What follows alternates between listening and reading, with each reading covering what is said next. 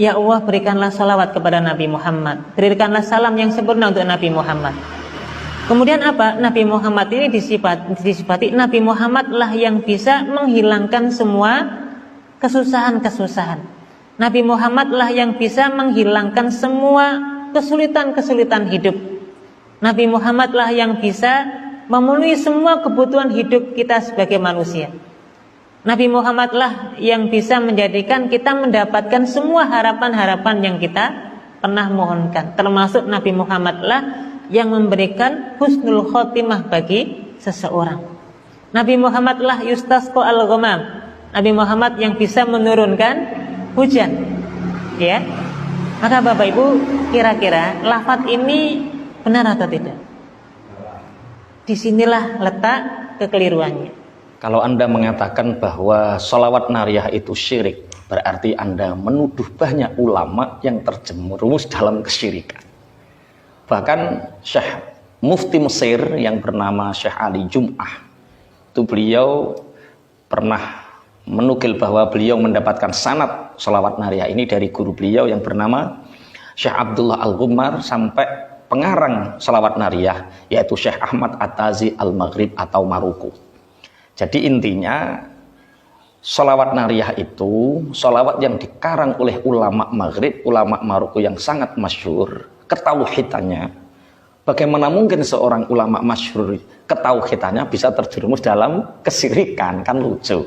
Bahkan Mufti Mesir sekaligus Syekh Ali Jum'ah pun pengamal. Di Indonesia jutaan para ulama mengamalkan sholawat nariyah. Jadi begini, kalau orang yang mengatakan sholawat nariyah itu syirik, satu, karena mereka menganggap bahwa para pengamal dianggap tidak mengerti prinsip-prinsip tauhid.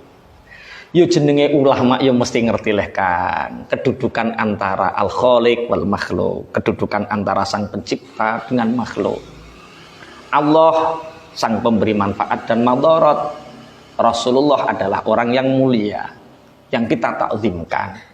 Jadi orang yang mengamalkan sholawat nariyah tidak mungkin menganggap Rasulullah sebagai Tuhan. Catat itu satu. Yang kedua, pengarangnya seakan-akan ceroboh. Ceroboh bagaimana? Menjadikan redaksi itu masuk ke dalam jurang kesyirikan. Padahal ini kemungkinannya sangat kecil. Wong yang mengarang itu seorang ulama yang masyhur, namanya Syekh Ahmad At-Tazi Al-Maghribi. Bagaimana mungkin seorang ulama yang kemasyhuran tauhidnya dipertanyakan redaksinya yang salah? Yang ketiga kemungkinannya para penuduhnya yang ceroboh, para penuduh yang mengatakan bahwa pengamal sholawat nariyah jatuh dalam kesyirikan itu mereka tidak memahami dan mencermati redaksinya. Ada 4 bahasa. Jadi sholawat nariyah itu seperti ini: Allahumma sholli sholatan kamilatan wa salim salaman taman ala sayyidina Muhammadinil ladzi tanhallu bihil uqadu. Ini yang dibahas, alladzi tanhallu bihil uqadu wa tanfariju bihil kurabu. Yang ketiga wa tuqdu bihil hawaiju. Yang keempat wa tunalu bihir raghaibu.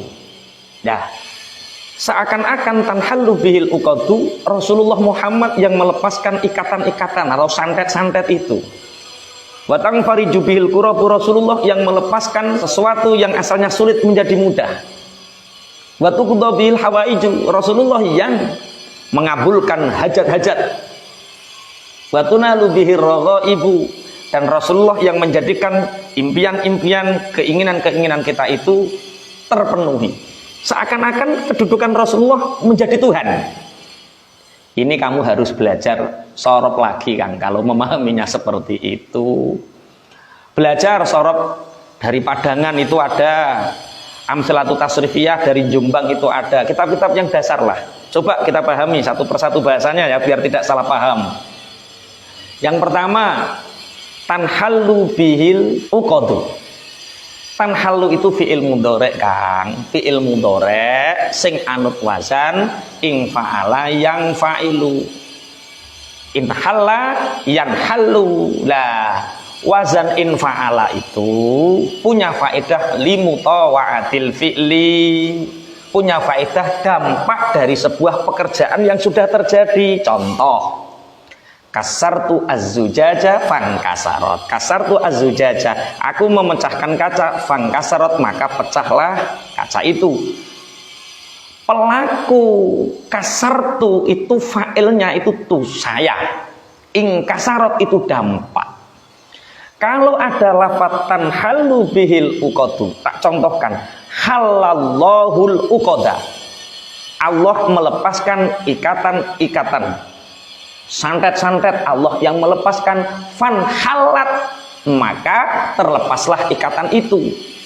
Jadi kalau ada wazan infa'ala itu faedahnya mutawa'ah. Berarti tanhalu bihil uqadu itu bukan Rasulullah yang melepaskan, tapi Allah. Allah yang melepaskan ikatan. Adapun bihi itu sebagai huruf tawassul, penyambung, paham nggak? Berarti yang melepaskan adalah Allah, Rasulullah adalah tawassul, bukan pelaku subjek. Wong anut wazan apa? Infa'ala. Infa'ala itu faedahnya apa?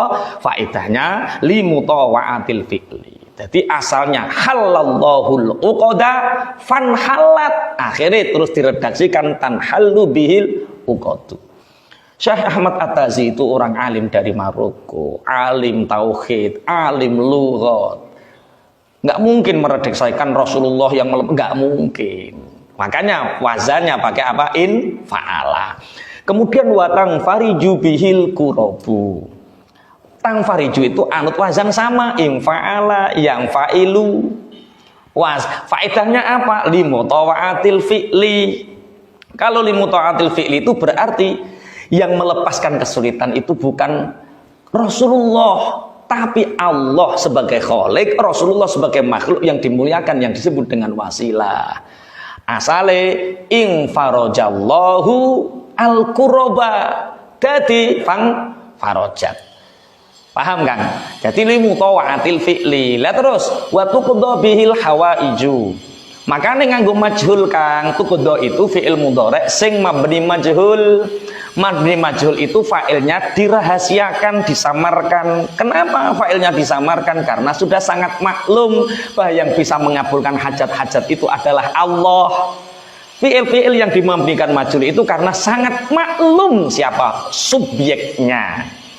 Sama waktu dobil hawa ijat wa tunalu biraghaib.